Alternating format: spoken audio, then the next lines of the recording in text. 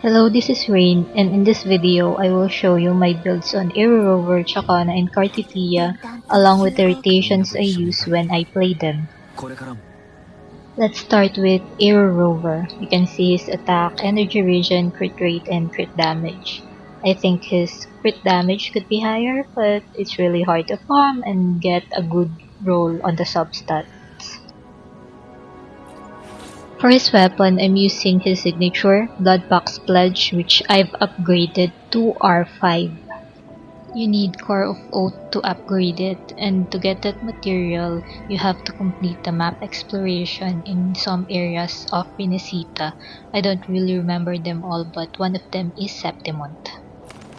For his echoes, I'm using the Windward Pilgrimage set. I know most are probably using the Rejuvenating Glow set, but I've already started with Windward Pilgrimage and I can't really change it.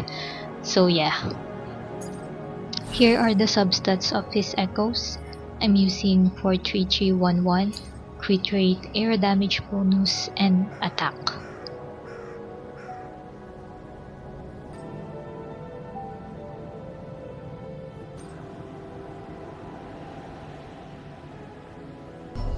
This is his skill tree and I've unlocked them all with 40 Circuit being at the highest level at level 8.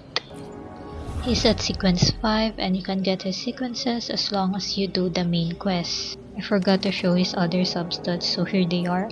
His resonance scale damage bonus is 18%, which I think is okay-ish. Now let's go to Ciaccona. I'm very satisfied with her stats. Maybe her energy regen could be higher, but overall, I like them. So for her other substats, here they are.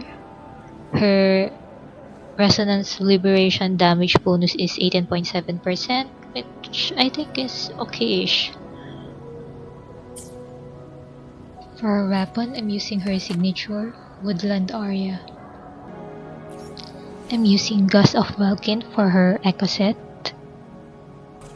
This is a crit damage reminiscence Fleur de Lis. As you can see, it almost had a perfect roll aside from that depth stat.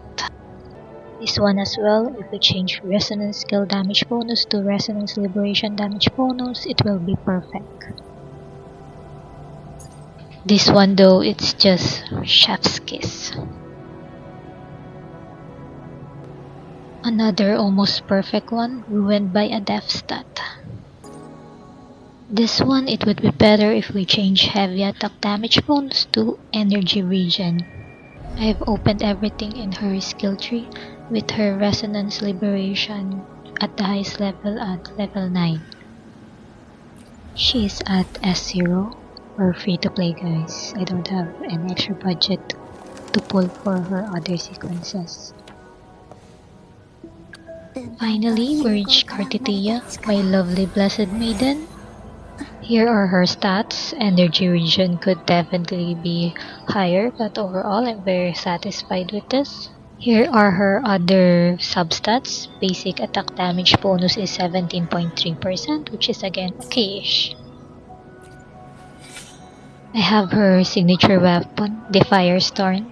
It's the only weapon that I leveled up to level 90 because I badly needed that HP percent bonus. For her Echo set, I have her in Windward Pilgrimage set. I use 44111 for her Echo cost.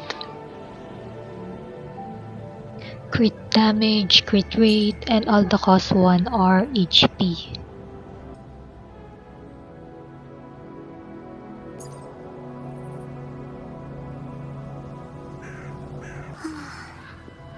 Funny thing was, it took me months to get these stats, like I was in the trenches of the cartwheel farming mine. Farming her echoes was already so hard, but then when I get the right echo, my RNG was trash. But I persevered despite it all and reached the current stat that I have now. This is her skill tree. 2 of them are at level 10. I plan to upgrade the rest to level 10 as well. She's at S0. Again, we're free to play, guys. But I plan to pull for her again once she had her rerun.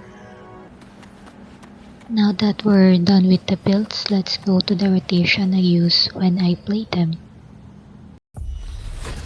I start with Rover. I use his skill, then basic attack, then skill again, then basic attack. I'll do that until his concerted energy is filled. Once his concerted energy is filled, I use his resonance liberation, then I immediately switch to Ciaccona. I use jump and then her basic attack and then her skill, and then I continue that until her 40 circuit is filled, and then I use heavy attack, and then I use her resonance liberation damage, and then I switch to Carthetyia. Her intro skill will light up the first sword, and then I use 4 basic attack to light up the second one, and then I use her resonance skill to light up the third one. Once the third one is lit up, I use resonance liberation to change to fleur de lis. Then I continue to attack until I could use her second resonance liberation. And then I will switch to Aero Rover. Just repeat the process after that.